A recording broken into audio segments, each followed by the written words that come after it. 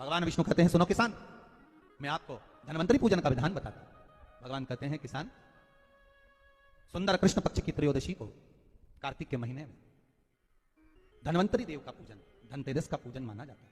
सुनो किसान, एक सुंदर भूमि पर देसी गाय का गोबर से लीपन कर कर, अगर गाय का गोबर ना मिले सुंदर जल से लीपन कर कर, वहां एक सुंदर चौक को पूर कर, आप सभी को ज्ञात होगा कि चौक पूरने में रंगोली का प्रयोग नहीं होता।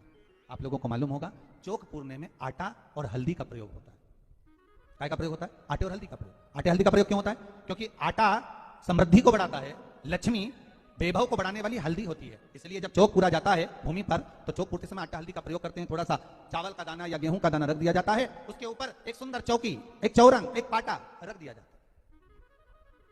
भगवान विष्णु बता रहे हैं किसान को धनतेरस के पूजन का वर्णन, और जो भगवान विष्णु ने बताया है वही पूजन का वर्णन आप लोग श्रवण कर रहे हैं। आज धनतेरस का प्रयोग करें, पूजन करें, और शिव महापुराण के इस भाव को, विष्णु पुराण के इस भाव को, स्कंद पुराण के इस भाव को आप धारण करें, और जो विधान भगवान विष्णु बता रहे हैं उसके हिसाब से, उसके अनुसार आप लक्ष्मी का पूजन, धनतेरस का पूजन करें। चौकी लगाएं, चौरंग लगाएं, पाटा लगाएं, उस पाटे पर एक सुंदर लाल वस्त्र धारण करा दें, लाल वस्त्र बिछा दें।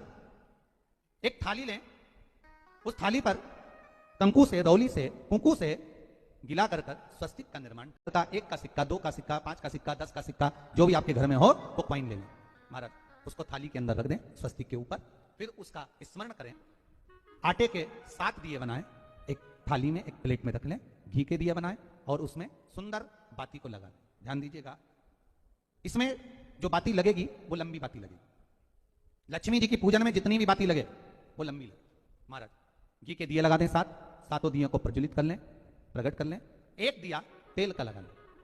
तेल का जो दिया लगाया है, जहां पर आपने सिक्का रखा है, कॉइन रखा है, उसका लेफ्ट हैंड, मतलब आप ऐसे बैठे हो तो आपका सीधा हाथ की ओर आप तेल का दिया लग दें। और जो 7 दिए आपने लगाए हैं वो लक्ष्मी जी के राइट हैंड, मतलब आपका लेफ्ट हैंड हो गया, लक्ष्मी जी का राइट हैंड, आपका लेफ्ट हैंड हो गया, आपका उल्टा।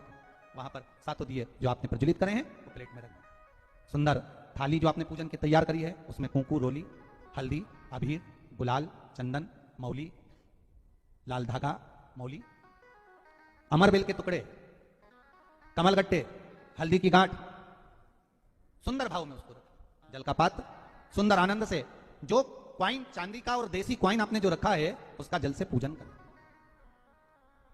लक्ष्मी पूजन का समय अलग अलग होता है, पर धनतेरस की पूजन का जो समय है वो प्रदोष काल से प्रारंभ हो जाता है। कब से प्रारंभ हो जाता है? प्रदोष, क्योंकि शिव के द्वारा निर्मित है लक्ष्मी पूजन का महाराज। क्वाइन का पूजन करें, कंकु आदि से पूजन करने के बाद दोनों सिक्कों को उठा लें, दोनों क्वाइन, जो चांदी का सिक्का है और जो देसी क्वाइन है उसको उठाकर उस पर जो, और उसको लपेटें। पहले चांदी का सिक्का लपेट दें, फिर देसी सिक्का जो आपने रखा है, 1, 2, 5, 10 का जो सिक्का रखा है उसको लपेटें, थाली में उसको रख लें। फिर वापस उस पर जल का छींटा देकर उसका पूजन करें महाराज। हल्दी, रौली, मौली, चंदन आदि लगाकर सुंदर भाव से चावल को हल्दी में भिगो लें और पीले चावल कर कर उल्टे हाथ में चावल लेकर माता लक्ष्मी के ऊपर जो 2 सिक्के रखे हैं उनका पूजन करें। साथ में जब चावल छोड़ते जाएं तो गणेश जी का भी स्मरण करते जाएं। हे रिद्धि सिद्धि के दाता श्री गणेश जी महाराज, आप हमारे यहाँ पर सदा माता लक्ष्मी को लेकर, कुबेर भंडारी को लेकर सदा विराजमान रहें, नारायण को लेकर सदा विराजमान रहें। चावल छोड़ते जाएं और बाबा से विनती करते जाएं, माता लक्ष्मी से निवेदन करते जाएं।